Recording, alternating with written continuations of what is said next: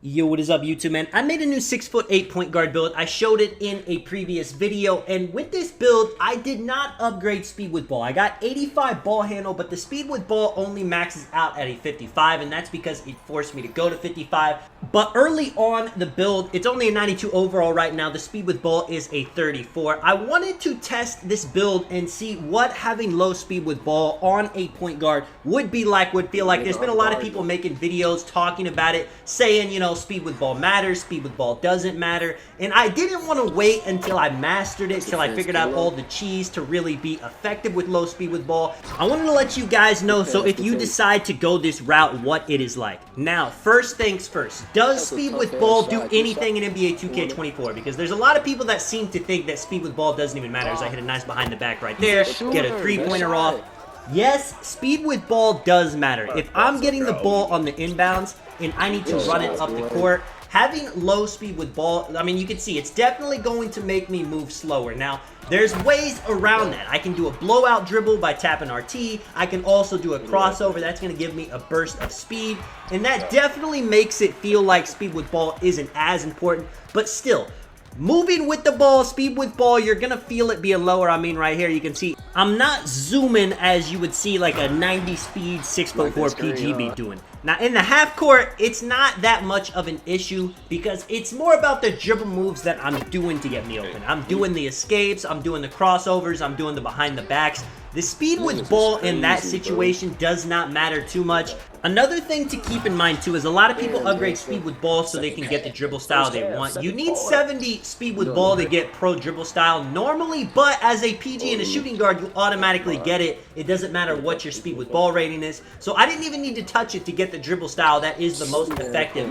for these taller guard builds. You can hear my teammates too hyping me up a bit. I am scoring with ease. Let's get into another thing too. Some people need to be glitchy with the speed to be able to score with their build, you know, and you can see I get a nice speed boost off that, you know, 34 speed with ball. That definitely did not look super slow. There's a bit of a speed boost glitch too where you hesitate to the same side. There's a few different one of them. So I don't really want to talk about that too much in this video, but of course, if you're doing things like that, then it's not going to matter in the slightest. But like I was saying, some people need to be glitchy and speedy to be able to get their shots off. That's not me. If that's your type of playstyle, if you need like a 6'3" guard with a 90 speed with ball to be able to get yourself open, this is not the build for you, and making a build with low speed with ball is definitely going to affect you negatively. You're not going to be able to move with it.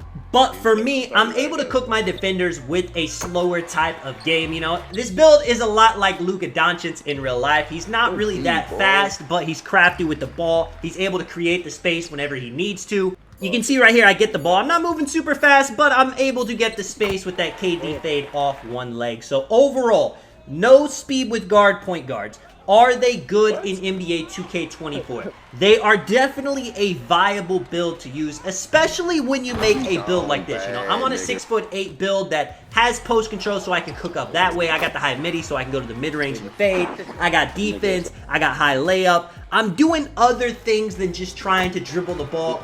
Use my speed to be able to cook my defender every possession to get a three off. I'm more so just playing in the flow of the offense. That means I'm going to be scoring in a multitude of ways. I'm going to be getting catch and shoots on the fast break. I'm going to be able to get dunks off cuts. I'm going to be able to get layups. You know, if I was making a small guard build though, this is going out the window. I 100% have to go high speed with ball. I got to do what's going to be valuable to my build. And as a small guard, being super fast with the ball is going to be something you want. Even if, you know, I'm making like a 6'6" PG, yeah, I could ignore speed with ball, but what for? What am I going instead of speed with ball? On a build like this, I got the 88 layup, I got the 73 standing up, 92 post control, 93 mid, 85 3, I got the 85 ball handle. On defense, I got the perimeter defense, the steal, the block, I got some rebounding, I got strength on this build. So it made sense on a build like this to be like, all right, let me ignore speed with ball because I'm not really focused on being a super fast point guard with this build anyway. I'm 6'8". If I was wanting to make a super fast PG, I would go 6'6". I would go 6'4".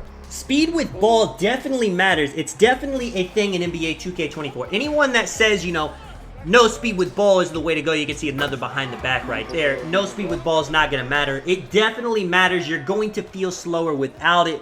But on a taller build like this, it's not going to affect you as it should. You know, 34 speed with ball, you would be thinking once you get the ball, you'll be moving like a slug, but that is not the case. It slows you down some, but not to a significant amount. So overall for the video, you know, I'm saying it again, I said it earlier on, is a no speed with ball viable?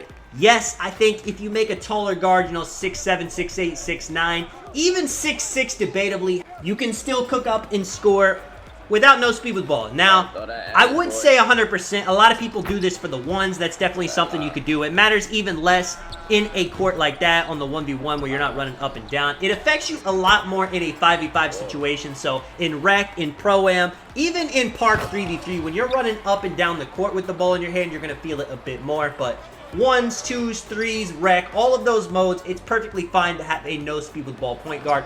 If you're trying to play 5v5 though as a PG and you think you're going to get away with having no speed with ball, it's 100% not going to work. You're going against the best locks, super fast locks, 99 steal. Having that speed with ball, even if your build is a taller build, you're going to want every bit of speed help that you can getting up the court. I will say it's a little bit different at shooting guard. A lot of comp pro-am players do make their shooting guard with no speed with ball, but that's because the PG's doing a lot of the dribbling, and whenever he's boxed up, he's giving it to the shooting guard with, you know, 7 seconds left on the shot clock. He's getting the ball, he's doing a couple quick dribble moves, getting it behind the back, shooting the shot. So it's not like he's utilizing the speed with ball as much as a PG is, and if that's the situation, he could definitely put it more in defense, in dunking, something like that. Having speed with ball is not affecting, you know, my escapes, my size ups, my behind the backs, anything like that. Whenever you see me hit the Jamal Murray behind the back, it doesn't matter if my speed with ball is 99 or if it's 34. It's still going to happen at the same speed, the same animation. That's where a lot of people get it in their heads that speed with ball doesn't matter at all, because they're doing all these dribble moves, especially too when people know how to L2 cancel. It kind of makes speed with ball, you know, not something they're even using very often.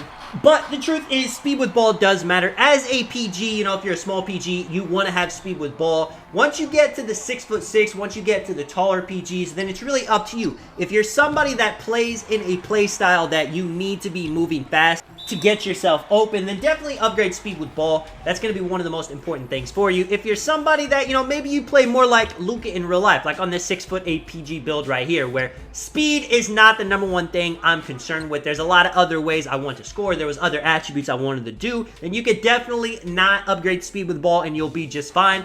Let me know what you guys think about the subject, man. If you guys do want to drop a like and subscribe, of course, I do appreciate it a ton. This is Tonic. I'll catch you guys in the next one. I'm out. Peace.